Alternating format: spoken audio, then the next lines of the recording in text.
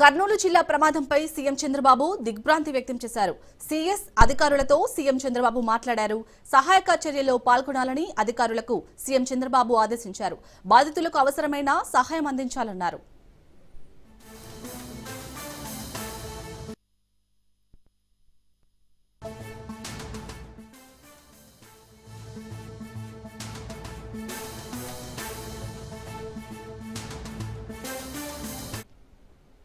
కర్నూలు జిల్లాలో జరిగిన ఘోర బస్సు ప్రమాదంపై AP deputy CM Pawan Kalyan తీవ్ర దిగ్భ్రాంతి వ్యక్తం చేశారు.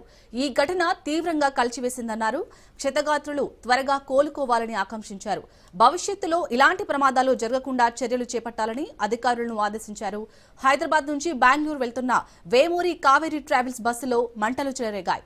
బస్సు బైక్ ని ఢీకొట్టడంతో ఈ అగ్ని ప్రమాదం జరిగింది. ఈ ప్రమాదంలో 21 మంది సజీవ దహనమయ్యారు.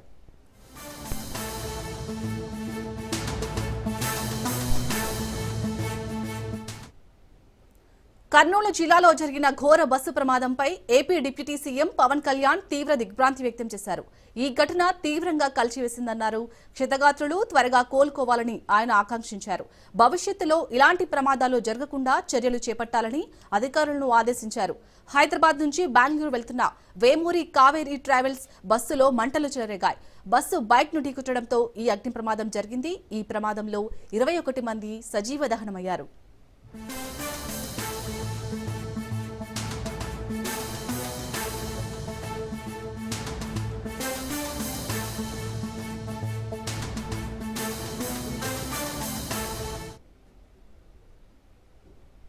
కర్నూలు ప్రమాదం ఘటనపై తెలంగాణ సీఎం రేవంత్ రెడ్డి దిగ్భ్రాంతి వ్యక్తం చేశారు. గద్వాల్ కలెక్టర్, ఎస్పీ సంఘటనా స్థలానికి వెళ్లాలని సీఎం రేవంత్ రెడ్డి ఆదేశించారు. మృతుల కుటుంబాలకు సీఎం రేవంత్ ప్రగాఢ సానుభూతి తెలిపారు.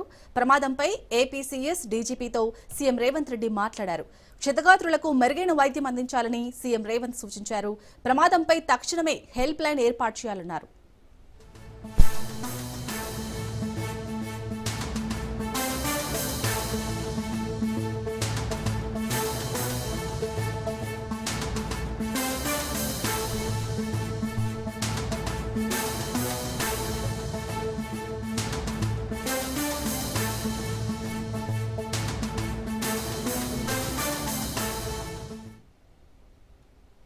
కర్నూలు బస్సు ప్రమాదం నెల్లూరు జిల్లా గొల్లవారిపల్లిలో తీవ్ర విషాదాన్ని నింపింది.